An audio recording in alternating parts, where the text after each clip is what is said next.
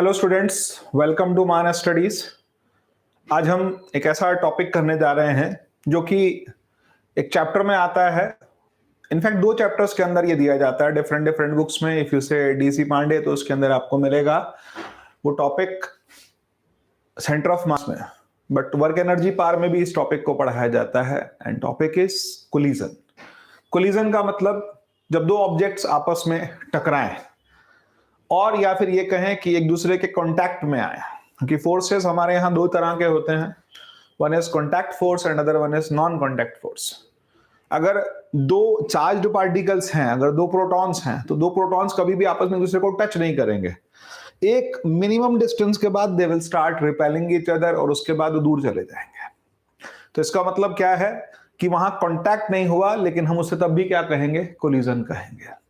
मान लिया दो नॉर्थ पोल हैं और दो नॉर्थ पोल आप सामने सामने लेकर के आए। जब आप दो नॉर्थ पोल सामने सामने लेके आएंगे तब भी वो एक मिनिमम डिस्टेंस पे आने के बाद they will start repelling and वो फिर दूर चले जाएंगे। तो इसको भी हम क्या कोलिजन बोलेंगे? Yes, that is also collision. वो कंडीशन भी किसकी आ जाती है? कोलिजन की आ जाती है। कोलिजन के अंदर अगर हम वैरायटीज लेंगे तो डिफरेंट डिफरेंट वैरायटीज आती हैं, थोड़ा उनको भी डिस्कस कर लेते हैं कैसे। कोलिजन जो है हमारे पास मेनली दो पार्ट्स में डिवाइडेड है। The first one is elastic collision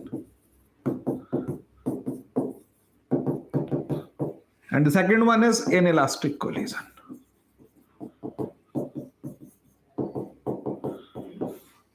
और कोलिजन्स को फर्दर डिफाइन करने के लिए हमारे पास एक कांस्टेंट आता है and that constant is called ई, जिसको हम बोलते हैं कोएफिशिएंट ऑफ रेस्टिट्यूशन।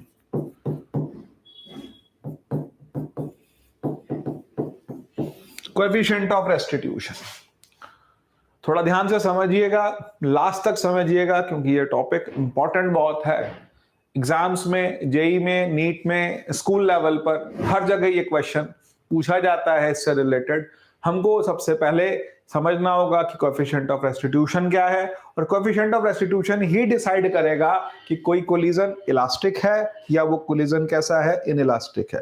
अगर कोलिजन इलास्टिक है तो उस केस में कोएफिशिएंट ऑफ रेस्टिट्यूशन की वैल्यू क्या आ जाती है? 1। अगर कोलिजन इनइलास्टिक है तो कोएफिशिएंट ऑफ रेस्टिट्यूशन की वैल्यू 1 से कम और 0 से ज्यादा आती है।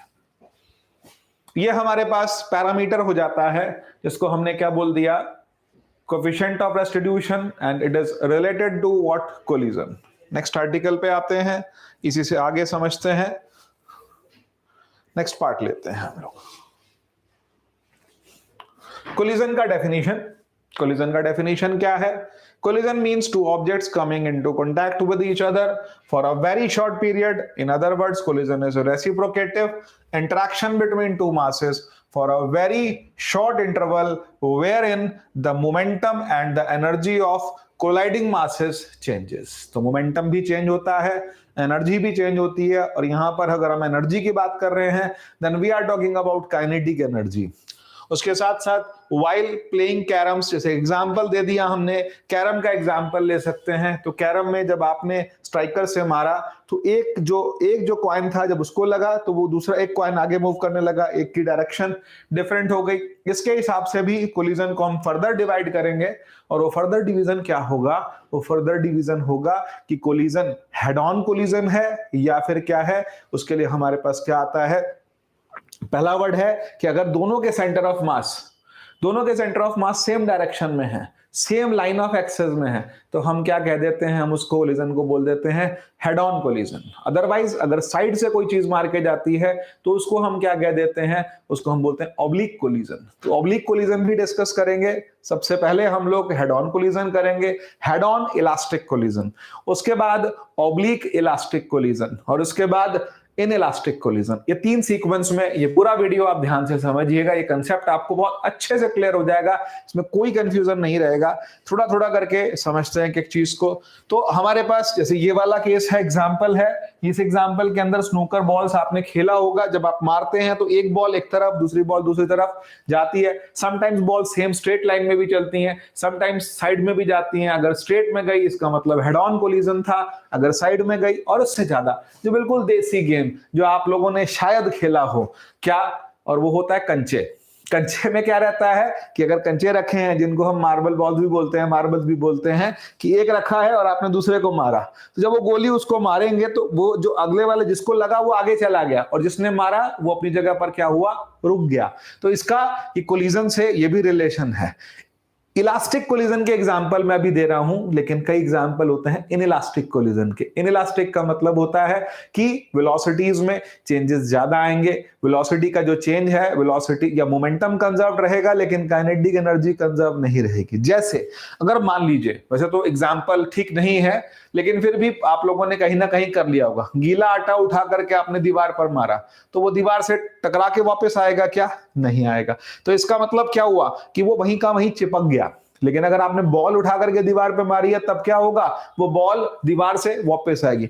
जब आप खाली रहे, कोविड टाइम पर भी टाइम पास कर रहे थे, तो क्या किया आपने? उठा करके आपने एक बॉल ली, बॉल को दीवार पे मारा, फिर कैच करी, फिर मारा, फिर कैच करी। आप अपना कैचिंग का प्रैक्टिस कर रहे हैं। आपने दीवार के साथ बॉलिंग करी, दीवार पे बॉल टकरा के आई, वापस आई।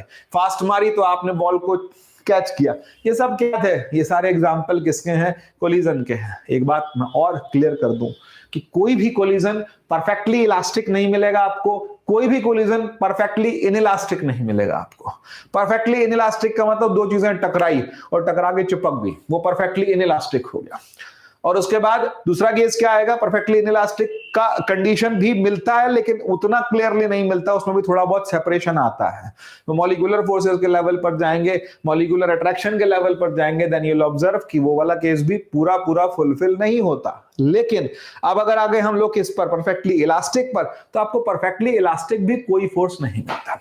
तो खैर बातें बहुत सारी हैं करने को, टॉपिक पर भी आ जाते हैं क्योंकि एग्जांपल्स तो मैं आपको बहुत सारे दे सकता हूं कोलिजन के, लेकिन एक चीज, एक पैरामीटर जो हमको समझना है, अच्छे से क्लियर करना है, एंड दैट इज व्हाट, जो इन सबका जो डिसीजन मेकर है वो कौन है? वो है coefficient of restitution. School level पर तो बच्चों ये टॉपिक पढ़ाते भी नहीं, इसका नाम भी नहीं लेते हैं, जिसको हम क्या वर्ड यूज कर रहे हैं? Coefficient of restitution. कई स्कूल्स मैंने देखे वो पढ़ाते ही नहीं है क्योंकि वो कहते हैं कॉम्पिटिटिव लेवल के लिए। तो ठीक है, हम कॉम्पिटिटिव लेवल के लिए करें चाहे स्कूल लेवल के लिए करें, हमको समझना तो पड़ेगा कि कोएफिशिएंट ऑफ रेस्टिट्यूशन क्या होता है। तो कोएफिशिएंट ऑफ रेस्टिट्यूशन होता है relative velocity of separation just after collision and relative velocity of approach just before collision. इसको ऐसे ले लेते हैं, यहां समझ लेते हैं। मान लिया दो ऑब्जेक्ट्स हैं, एक का मास m1 है, इनिशियल वेलोसिटी इज u1, दूसरा मास m2 है, velocity is u2। Mass m1 ही रहा कोलिजन के बाद, वेलोसिटी v1 हो गई, मास m2 ही रहा, वेलोसिटी v2 हो गई। तो कोएफिशिएंट ऑफ रेस्टिट्यूशन क्या आ जाता है मेरे पास में? Difference in velocities after collision upon difference in velocities before collision. Collision के बाद वेलोसिटीज का डिफरेंस डिवाइडेड बाय कोलिजन से पहले वेलोसिटीज का डिफरेंस, उसको हम क्या कहते हैं? उसके लिए जो वर्ड आ रहा है that is written coefficient of restitution. Coefficient of restitution as discussed before, इसकी वैल्यूज जो होती हैं वो 0 से 1 के बीच में लाई करती हैं। अगर परफेक्टली इलास्टिक है तो वैल्यू आएगी 1, अगर परफेक्टली इनइलास्टिक है तो वैल्यू आएगी 0। बॉडी टकराई, टकराने के बाद चली नहीं, तो फिर वो कौन सा केस हो गया? परफेक्टली इनइलास्टिक का केस हो गया। और परफेक्टली इलास्टिक का केस है 1। पर in actual practice we observe the values between 0 to 1। ये हमारे पास वर्ड आया कोएफिशिएंट ऑफ रेस्टिट्यूशन। लेकिन अब आगे चलते हैं हम लोग, तो कोलिजन के नेक्स्ट पार्ट पर आते हैं। नेक्स्ट पार्ट क्या है कि अगर दो ऑब्जेक्ट्स आपस में टकरा रही हैं, टकराने के बाद उनका कोलिजन कैसा होगा, इस चीज को हम थोड़ा लिख करके समझ लेते हैं। और अब हम एक सीधा सीधा टॉपिक करते हैं, that is perfectly elastic collision.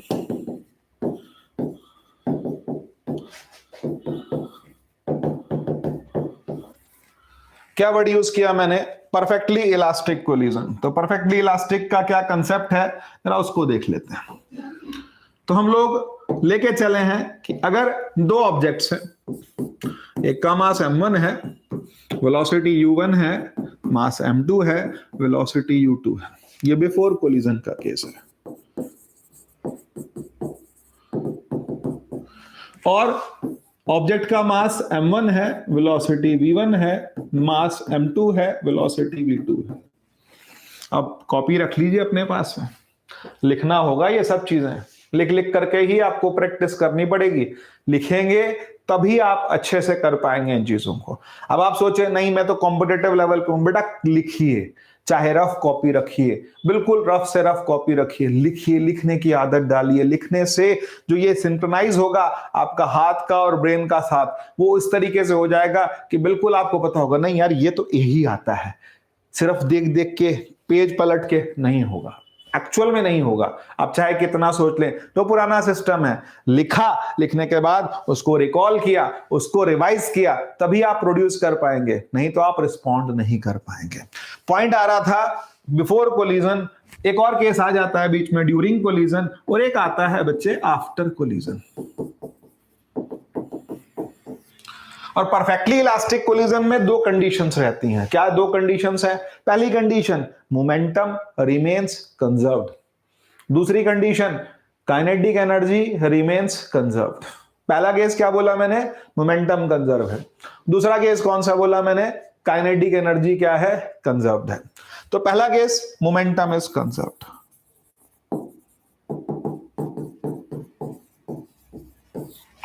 m1 u1 plus m2 u2 is equal to m1 v1 plus m2 v2। Momentum conserved. First equation बनाएंगे इसकी। Second case kinetic energy is conserved.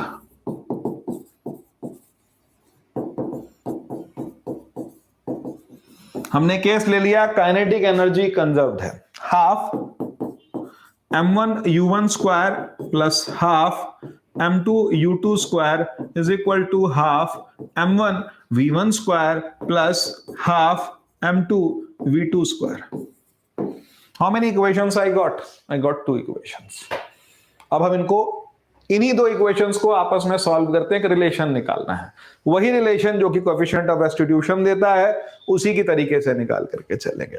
I think you have written. Next पर आते हैं हम लोग। Second equation को, equation 2 को मैं थोड़ा सा डिवाइड कर रहा हूं, मैं इसको ऐसा लिख रहा हूं, या फिर फ्रॉम इक्वेशन 1 पहले ले लेते हैं। m1 u1 plus m2 u2 is equal to m1 v1 plus m2 v2। यह आपने रिलेशन लिया था m2 u2 का। What I am doing, m1 u1 minus m1 v1, m1 वाली टर्म एक तरफ, m2 v2 minus u2, m1 I have taken common, u1 minus v1, m2 I have taken common, v2 minus u2। Equation number 1, उसी को मैंने थोड़ा सा change करके दोबारा इक्वेशन 1 ही लिख दिया, बहुत सारी इक्वेशन बनाते नहीं। फ्रॉम इक्वेशन 2, पूरे को हाफ से डिवाइड कर दिया मैंने, तो मैं ऐसे लिख रहा हूं m1 u1 square, m2 u2 square, m1 v1 square, m2 v2 square, m2 v2 square. Terms एक तरफ लिख दी मैंने, m1 u1 square minus m1 v1 square, m2 v2 square minus m2 u2 square. कुछ कॉमन आएगा, m1 u1 square minus v1 square, m2 v2 square minus u2 square. This is equation number 2। कितनी equations आ गई मेरे पास? 2 equations आ गई। अब इन्हें आपस में सिंप्लीफाई करना है, कैसे करेंगे जरा समझते हैं। What I will do, equation 2 divided by equation 1।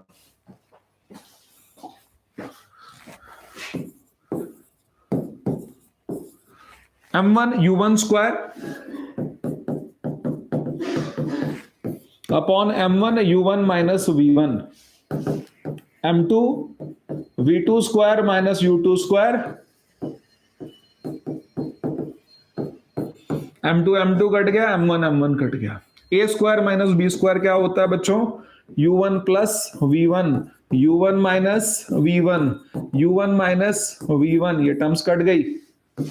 a square minus b square, v2 minus u2, v2 plus u2।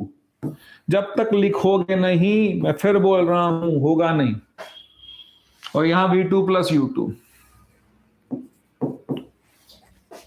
अब टर्म्स को एक तरफ ले आइए, क्या मिलेगा? पहले हम ऐसे लिखते हैं u1 plus v1, v2 plus u2, I am writing u1 minus u2 is equal to v2 minus v1। यही इंपॉर्टेंट है, ये इस टॉपिक का बिल्कुल की पॉइंट आ गया। यहीं पर हम डिस्कशन करेंगे किसकी, कोएफिशिएंट ऑफ रेस्टिट्यूशन की भी। वो कैसे, जरा ध्यान दीजिएगा। u1 minus u2 is equal to v2 minus v1। ये क्या है, इसका क्या मीनिंग है? Difference in velocities before collision equal to difference in velocities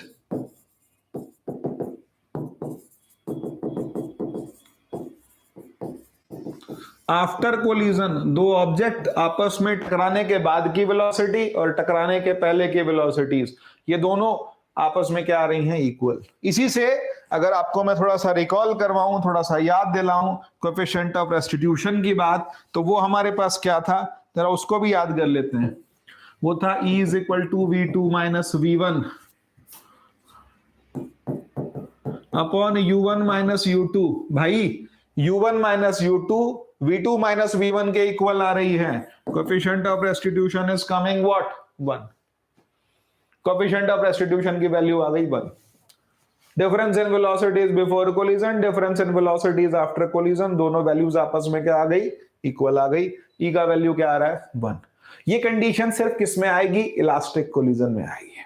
perfectly elastic word use करेंगे, सिर्फ इलास्टिक नहीं करेंगे। तो परफेक्टली इलास्टिक में ई का वैल्यू कितना आ गया, u1 minus u2 is equal to v2 minus v1। क्या अब ये डेरिवेशन खत्म हो गया? नहीं, इसको अब और आगे चलते हैं। अब क्या करेंगे, कहता है हमारे पास जो एक्सप्रेशन था उसको हम यूज करेंगे। u1 minus u2 is equal to v2 minus v1। I am shifting this v1 this side. बहुत आराम से, प्यार से कीजिए, कुछ भी नहीं है, थोड़ा सा पैशन होना चाहिए, आराम से कर पाएंगे। मैंने v1 की टर्म एक तरफ कर दी और इक्वेशन क्या आई, m1 u1 m2 u2 is equal to m1 v1 plus m2 v2। अब मैं क्या करूंगा, v2 का वैल्यू यहां रख दूंगा। v2 का वैल्यू हमने उठा के यहां रख दिया। क्या फायदा होगा, जरा समझ लेते हैं क्या फायदा होगा। m1 u1 plus m2 u2 m1 v1, m2 v2 की जगह क्या लिख दूंगा मैं, u1 minus u2 plus v1। Bracket open करेंगे, m1 u1 m2 u2 m1 v1 m2 u1 minus m2 u2 plus m2 v1। कुछ सेपरेट हो रहा है कि नहीं हो रहा, सेपरेट हो रहा है। What I'm getting here, v1। बाकी टर्म्स एक तरफ ले आइए, क्या आएंगी हमारे पास में, u1 वाली दो टर्म्स हैं। I'll write m1 minus m2 into u1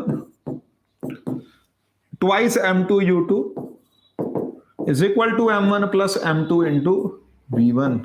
तो v1 I am getting here m1 minus m2 into u1 upon m1 plus m2 और उसके बाद twice m2 u2 upon m1 plus m2 upon m1 plus m2। ये मेरे पास expression किसके लिए आ गया, v1 के लिए आ गया। बहुत प्यार से मैंने यहां पर v2 की वैल्यू निकाल करके किस में लगा दी, v2 की वैल्यू निकालने के बाद हमने उसको रख दिया इक्वेशन नंबर 1 में। ये इक्वेशन नंबर 1 थी जहां मैंने वैल्यू रख दी, और वैल्यू रखने के बाद मैंने जब सिंप्लीफाई किया तो I got this expression and इसको मैंने नाम दे दिया इक्वेशन नंबर 3। इसको साइड लिखते हैं और उसके बाद फिर थोड़ा सा और काम करते हैं। चलिए, अब ये काम हो चुका है। अब हम क्या करेंगे, अब हम पहले हमने v2 की वैल्यू निकाली थी, अब हम किसकी वैल्यू निकालेंगे, v1 की। कैसे, हमारे पास एक्सप्रेशन था u1 minus u2 is equal to v2 minus v1। तो इसका मतलब v1 का वैल्यू क्या होगा, v2 minus u1 plus u2। ये वैल्यू आ गया v1 का। ये v1 की वैल्यू हम कहां लगा देंगे, फ्रॉम इक्वेशन 1। फिर दोबारा हम आ गए इक्वेशन नंबर 1 पे, m1 u1 m2 u2 is equal to m1, v1 की जगह मैं क्या लिखूंगा, v2 minus u1 plus u2 plus m2 v2।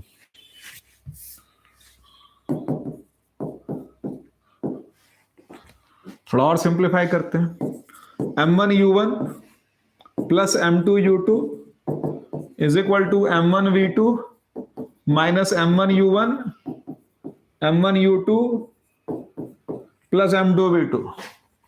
ये टर्म्स इधर ले आएंगे, ट्वाइस m1 u1, और उसके बाद ये टर्म इधर लाएंगे तो क्या मिलता है, m2 minus m1 into u1 is equal to v2 multiplied with m1 plus m2। Just divide it. V2 what I am getting? Twice m1 u1 upon m1 plus m2, और उसके बाद m2 minus m1 multiplied with the u1. This is the next equation. This is the fourth equation. ये मेरे पास final results आ गए इन दो equations के। हमारे पास ये फाइनल प्रूफ आ गया किसका, law of conservation of momentum भी लगाया, law of conservation of kinetic energy भी लगाया, क्योंकि फिर मैं रिपीट कर दूं, इलास्टिक कोलिजन है भाई, इलास्टिक कोलिजन के अंदर मोमेंटम और काइनेटिक एनर्जी दोनों के दोनों ही क्या रहते हैं, कंजर्व रहते हैं। नेक्स्ट आर्टिकल पे आते हैं, इन्हीं इक्वेशंस को थोड़ा सा और मॉडिफाई करेंगे। अब हमारा काम क्या है, मॉडिफिकेशन का है। अब मॉडिफिकेशन कैसे शुरू होगी जरा वो भी देख लेते हैं। मॉडिफिकेशन पे आ जाते हैं, कैसे होगा भाई मॉडिफिकेशन, कहता है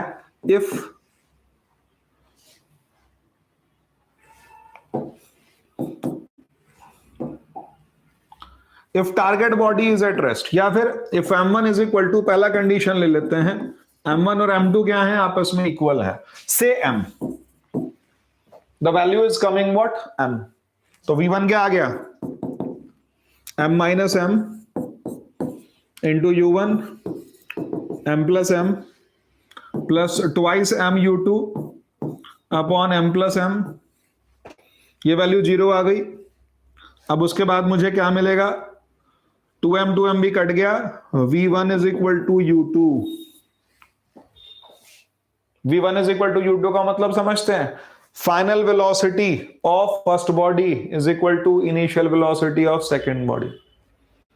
एक और चीज यहां पर लगाते हैं, v2 कितना आ गया यहां पर, 2m u1 upon 2m plus 0, v2 is equal to u1।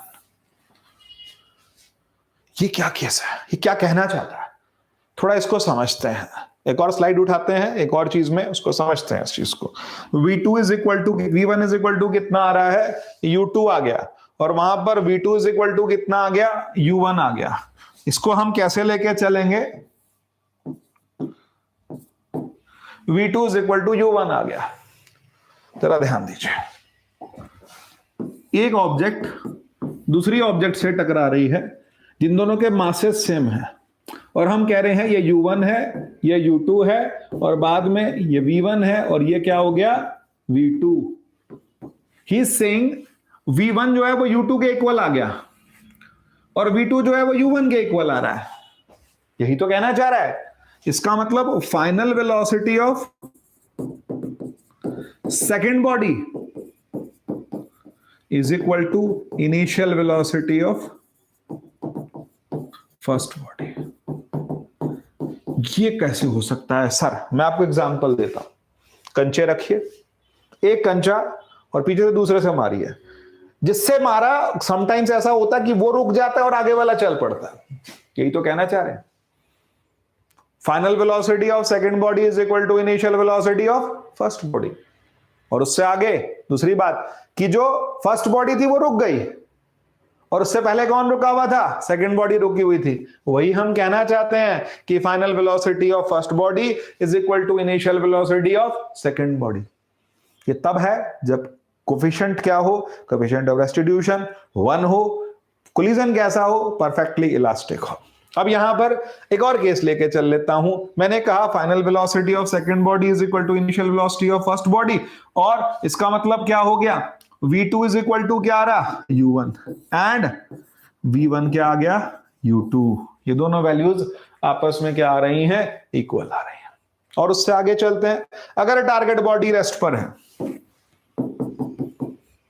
If U2 0 है, एक और केस में से एक और केस निकाल दिया कि U2 क्या है मेरे पास में 0 है, तो उस केस में V2 क्या आएगा, U1, लेकिन V1 कितना आएगा, 0। जो पहली बॉडी उससे टकराई थी वो 0 हो गई, और उसके बाद V1 0 और V2 किसके इक्वल आ गया, U1 के इक्वल आ गया। चलिए अब और एक बात समझ लेते हैं कि जो हमारे एक्सप्रेशंस थे उन एक्सप्रेशन में हम और भी कुछ कर सकते हैं, बिल्कुल कर सकते हैं। एक बार उन पर भी आ जाते हैं दोबारा से।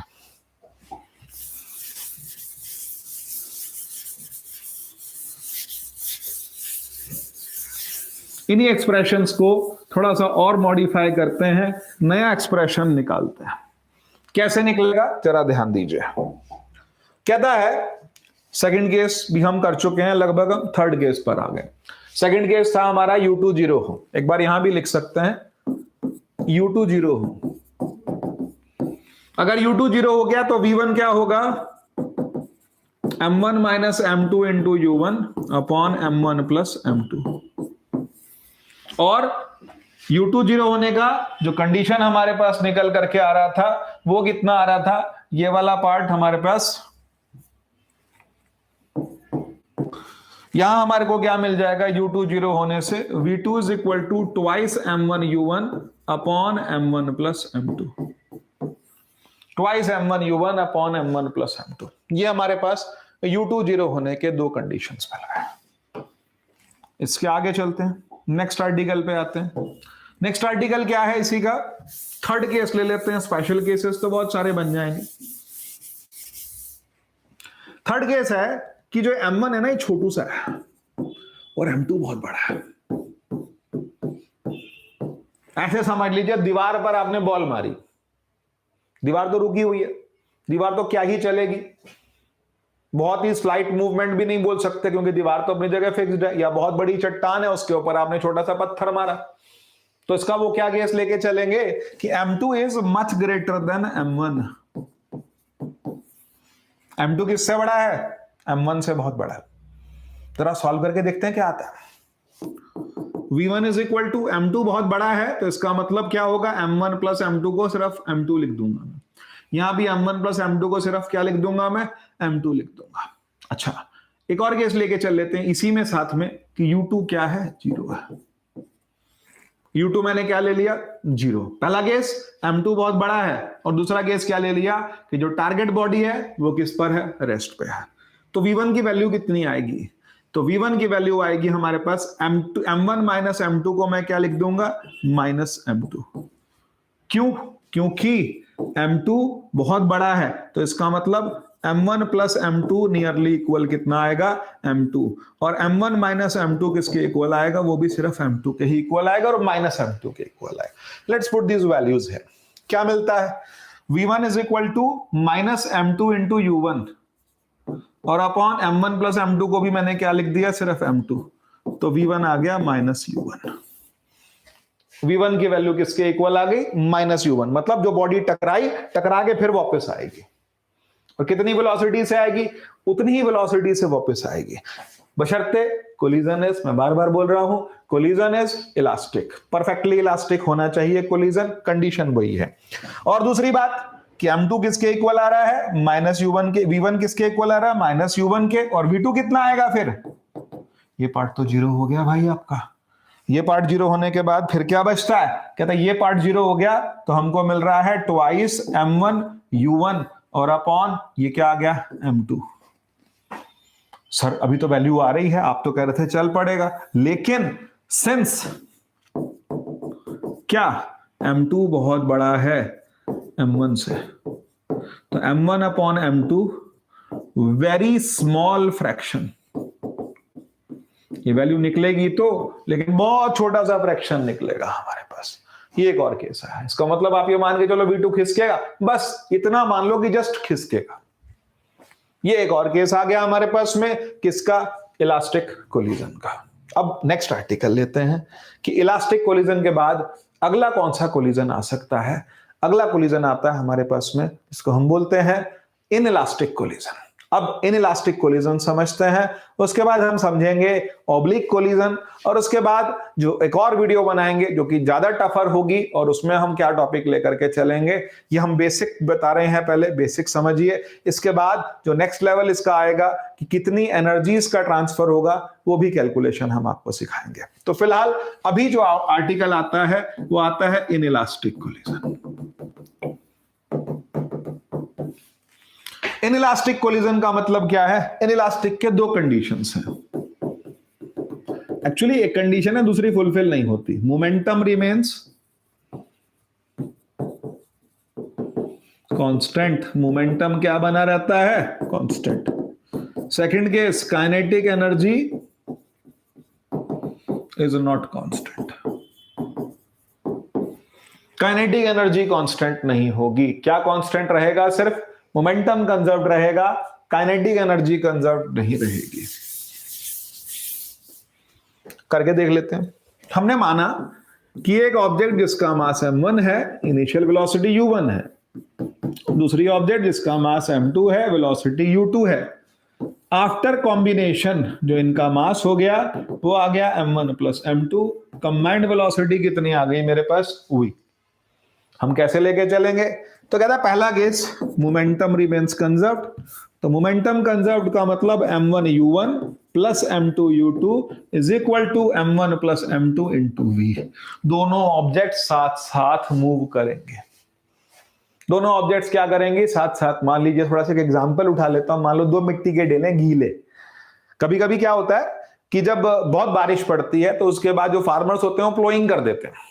प्लोइंग करके मिट्टी के बहुत बड़े बड़े ढेले मिल जाते हैं, बहुत बड़े बड़े पीस मिल जाते हैं। लेकिन अगर आप दो ढेलों को एक दूसरे के सामने मारो तो आपस में चिपक जाते हैं। क्यों चिपकेंगे? ये आपस में कोलाइड होकर बैठ जाते हैं। या दोनों अगर सेम डायरेक्शन में है तब भी आपस में कोलाइड होकर के क्या हो जाएंगे? बैठ जाएंगे। और अगर डायरेक्शन अपोजिट होती है तो फिजिक्स के न्यूमेरिकल्स में याद रखिएगा कि आपको क्या रखना है। आपको अगर वेलोसिटी एक डायरेक्शन, अगर आप लेफ्ट से राइट जा रहे हैं ना, तो you take it positive, but you are going back, opposite direction में जा रहे हैं तो आप वेलोसिटी क्या लेंगे? Negative.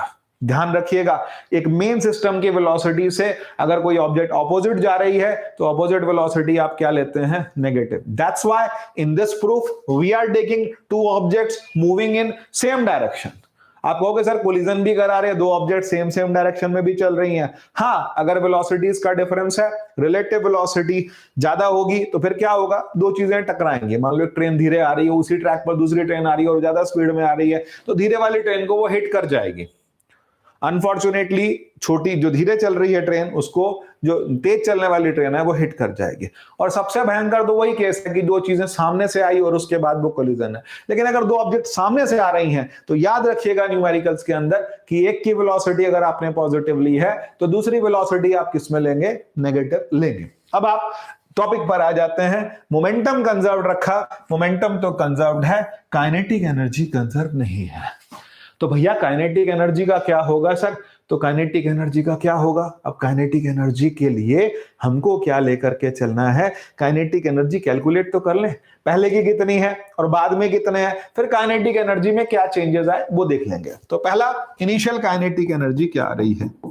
Half m1 u1 square half m2 u2 square. ये इनिशियल काइनेटिक एनर्जी मुझे मिल गई। ये इनिशियल काइनेटिक एनर्जी है। उसके बाद फाइनल काइनेटिक एनर्जी क्या होगी? K2 half of m1 plus m2 multiplied with v square. ये दो इक्वेशंस मेरे पास और आ गई, ये वाली दो इक्वेशंस। अब एक और केस ले लेते हैं। इसी के अंदर थोड़ा सा ही डेरिवेशन है, थोड़ा ही समझना है इसके अंदर, पर न्यूमेरिकल दोनों के आते हैं एग्जाम के अंदर। इलास्टिक कोलिजन का भी आता है और इनइलास्टिक कोलिजन का भी आता है। हमने क्या किया? If target body, if u2 is 0,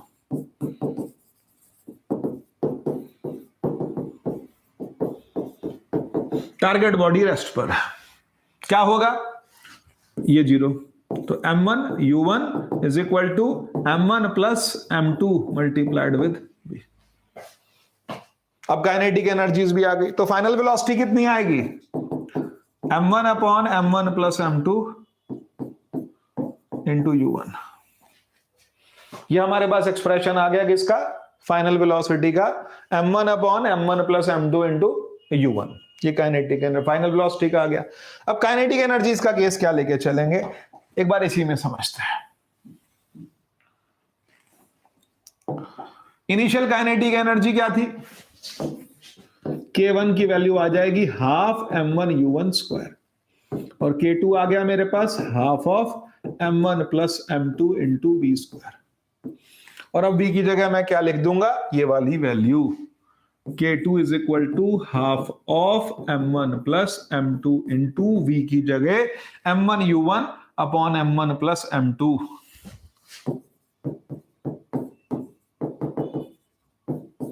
का होल स्क्वायर।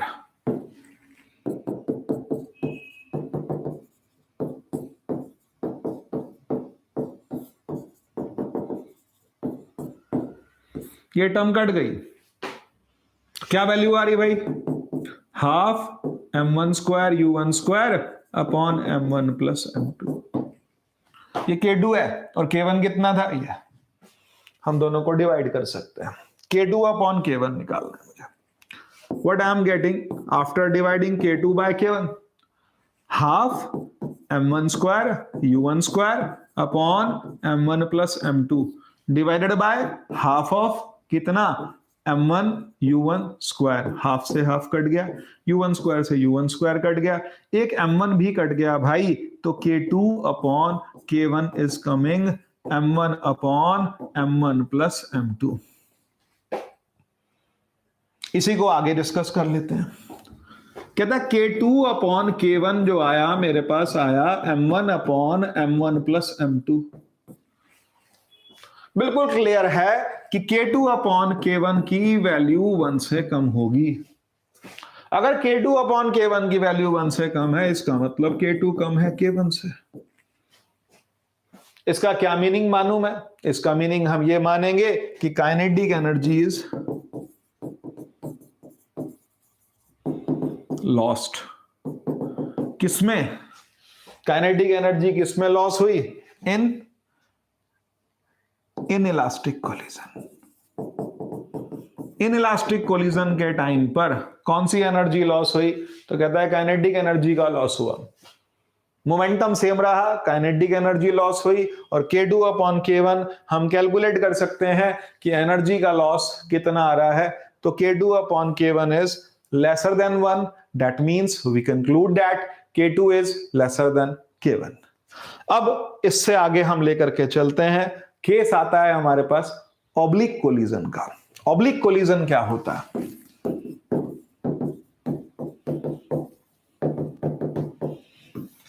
और ऑब्लिक कोलिजन को भी हम लेके चल रहे हैं इलास्टिक।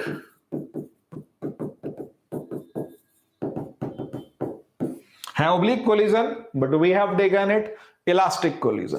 देखते हैं,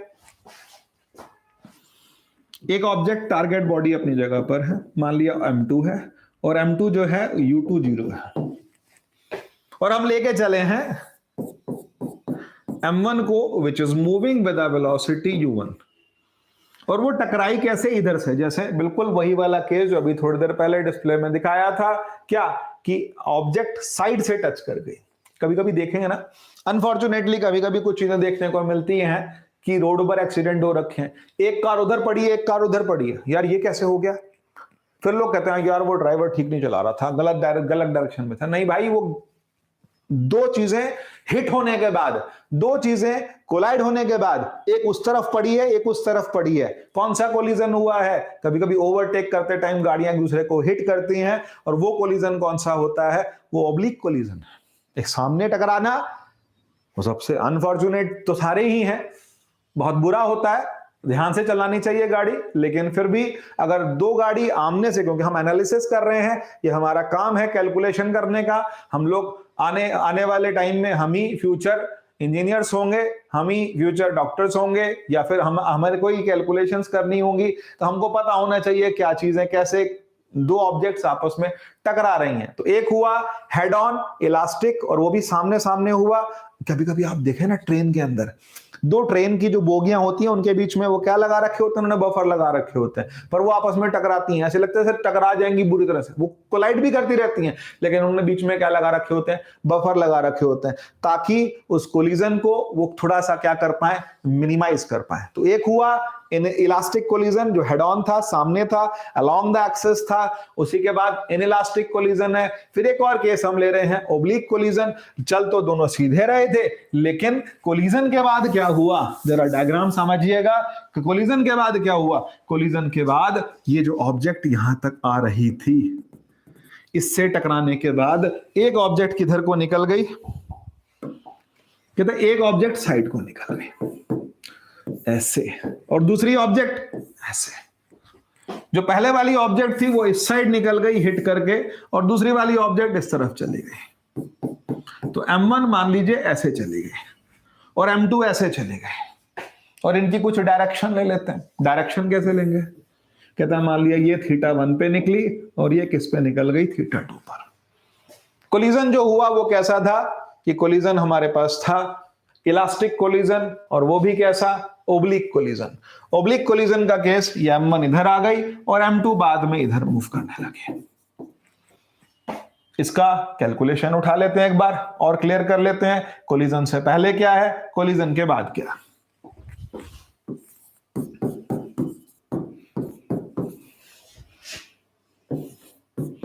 सेम डायरेक्शन में, सेम लाइन में नहीं लेंगे, थोड़ा सा दोनों के रेडियाई का डिफरेंस रहेगा। यहां जो वेलोसिटी है वो मैंने u2 क्या ले ली, 0। ये एक स्ट्रेट लाइन हमने पकड़ ली, और इस स्ट्रेट लाइन के अंदर से हमने क्या किया, एक डायरेक्शन बाद की बनाई जो कि M1 की थी। M1 went like this with velocity here. M2 went like this with velocity v2.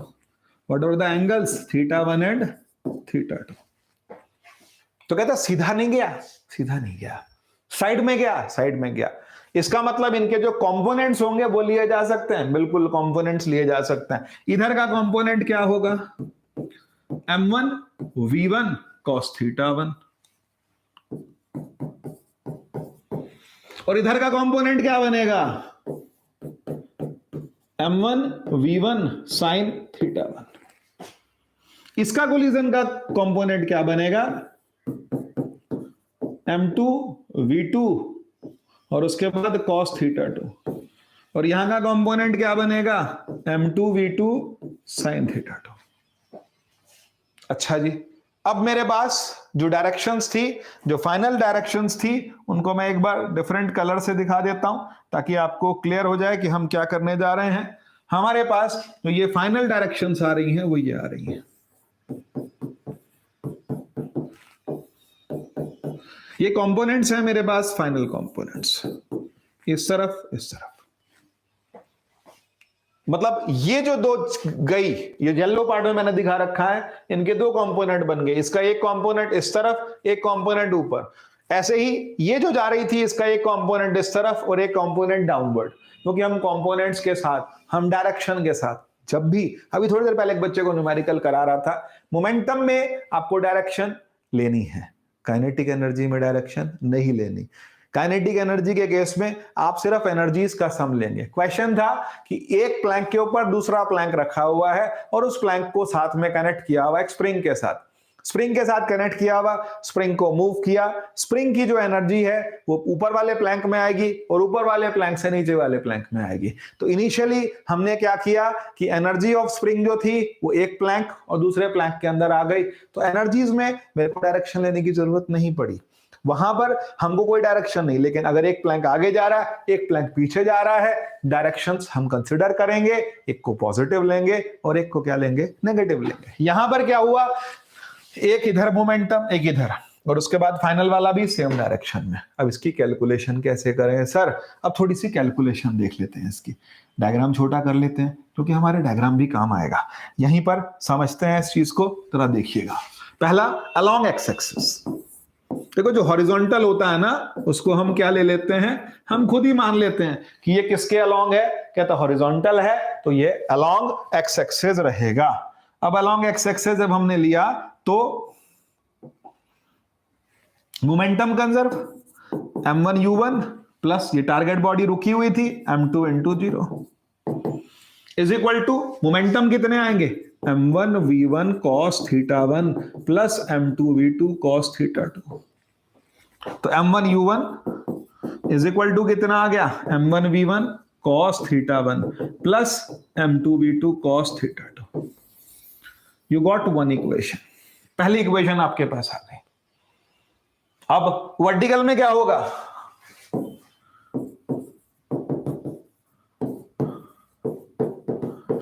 अब केस लेते हैं वर्टिकल मोशन का। वर्टिकल मोशन में क्या होगा, वर्टिकल मोशन में इनिशियल मोमेंटम 0 है भाई। इनिशियल मोमेंटम क्या है, क्यों, कहता हम तो सीधे जा रहे थे, तो इनिशियल मोमेंटम कितना है 0, फाइनल मोमेंटम कितना होगा,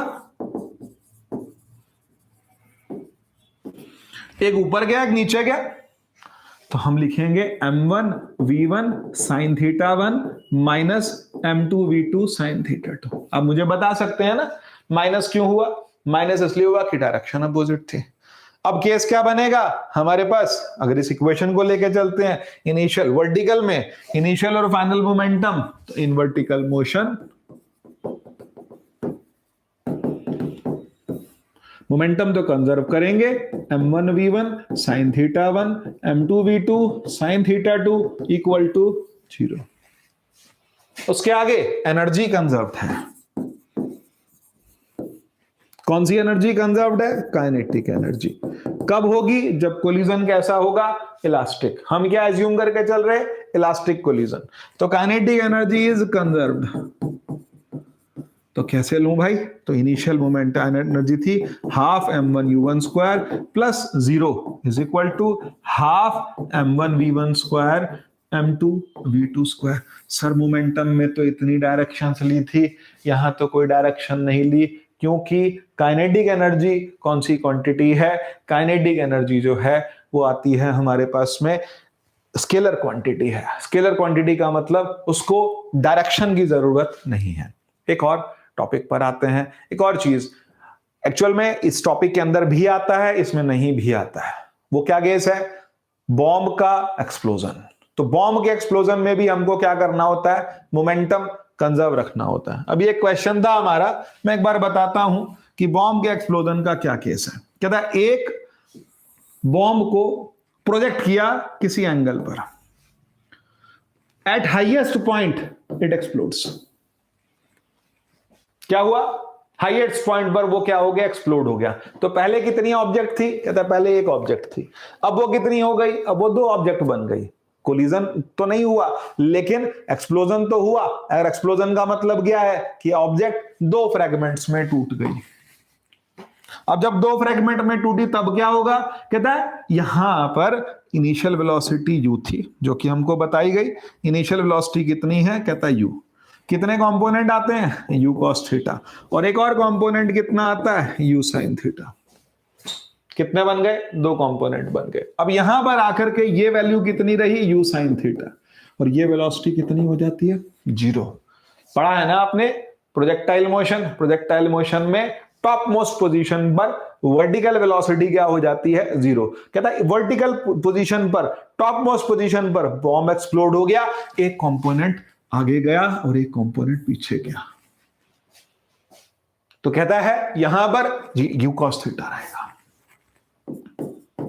u sin theta 0।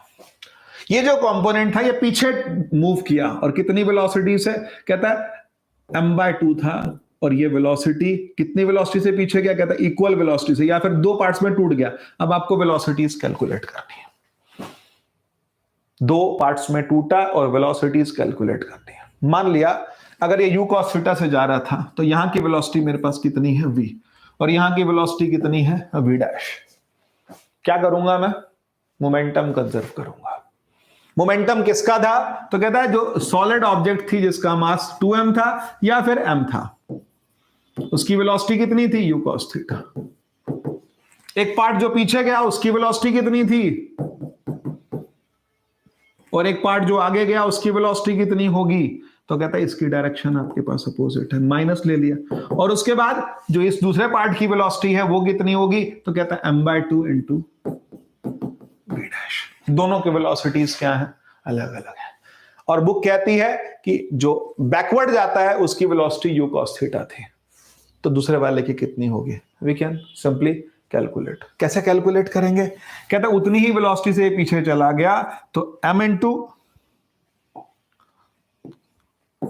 mu cos theta और उसके बाद equal to minus m/2 into u cos theta is equal to या प्लस m/2 इंटू v। ये टर्म इधर आएगी तो कितना मिल रहा है, 2 एलसीएम लूंगा 2mu cos theta plus mu cos theta और upon 2 is equal to m/2 into v dash. 2 से 2 कैंसिल हो गया, ये कितना आएगा 3mu cos theta is equal to m into v dash. m से m कट गया, v dash is equal to 3u cos theta. ये आपके पास वेलोसिटी आ गई। बॉम्ब के एक्सप्लोजन में और भी केसेस आते हैं। बॉम्ब के एक्सप्लोजन में कभी कभी ये भी होता है कि एक बॉम्ब 5 kg का है and it breaks in 3 fragments in the ratio 3:1:1. The 2 smaller fragments move at right angles with each other. What will be the velocity of the bigger fragment? उस केस में भी आपको क्या करना पड़ेगा, मोमेंटम कंजर्व करना होगा और मोमेंटम कंजर्व करके आप वेलोसिटीज निकाल सकते हैं। थोड़ी देर के लिए मान लीजिए कि ये जो 2 पार्ट्स चले थे ये 4 मीटर पर सेकेंड से और 3 मीटर पर सेकेंड से चले थे and he is asking the velocity of the bigger fragment. इस वाले का जो मास लिया मैंने m ले लिया, इसका मास कितना आएगा m ले लिया और इस पूरे का कितना आ गया 3m ले लिया, क्योंकि रेशियो कितना था 3:1:1 का रेशियो था। तो यहां की वेलोसिटी कितनी थी 4 मीटर पर सेकंड, यहां की वेलोसिटी कितनी थी 3 मीटर पर सेकंड। अब इसके बाद हम लोग क्या लेके चलेंगे, कहता है हम लोगों ने इस एक्सप्रेशन से मोमेंटम ले लिया, यहां आ गया 4m, यहां आ गया 3m and these momenta are at right angles with each other, तो उसका रिजल्टेंट निकाला जा सकता है। तो रिजल्टेंट क्या आएगा, स्क्वायर रूट ऑफ 3m का स्क्वायर प्लस 4m का square, it is coming what 25m square, it is coming what 5m।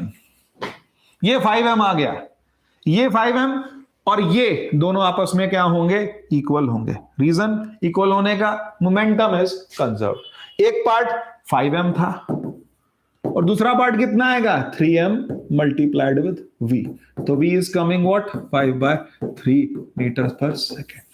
हम इस तरीके से वेलोसिटीज को क्या कर सकते हैं, कैलकुलेट कर सकते हैं। आई थिंक आपको बहुत हद तक ये चीज क्लियर हुई मोमेंटम वाली। और उसके साथ साथ तो हमने क्या क्या किया टॉपिक्स आप ये समझ लीजिए। हमारे पास पहला टॉपिक था elastic collision, head on collision. पहला हेड ऑन इलास्टिक कोलिजन, दूसरा था head on in elastic collision और तीसरा था ऑब्लिक कोलिजन। उसके बाद एक 2 न्यूमेरिकल की और सबसे पहले जो चीज की थी उसको नहीं भूलना, that is what coefficient of restitution which determines कि जो कोलिजन होगा ये कैसा होगा, ये कोलिजन इलास्टिक होगा कि या फिर कैसा होगा, इनइलास्टिक होगा, क्योंकि इसी की हेल्प से हम लोग कर पाते हैं कोलिजन को।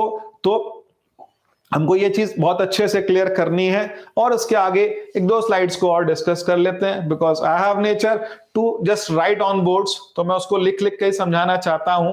तो ये हमारे पास कुछ एक पार्ट्स थे कोलिजन का, बिफोर कोलिजन, आफ्टर कोलिजन, और शुरुआत जो हमने की थी वो मेन टॉपिक जो हमारे पास आया था that was coefficient of restitution. उससे पहले हमने टॉपिक किया कि व्हाट इज कोलिजन, और सबसे पहले जो हमने टॉपिक किया कि कोलिजन है क्या, चाहे फिजिकल कांटेक्ट में ऑब्जेक्ट्स आए चाहे ना आए, अगर एक दूसरे के इन्फ्लुएंस में आई है तो we consider it what, we consider it as collision. Thank you.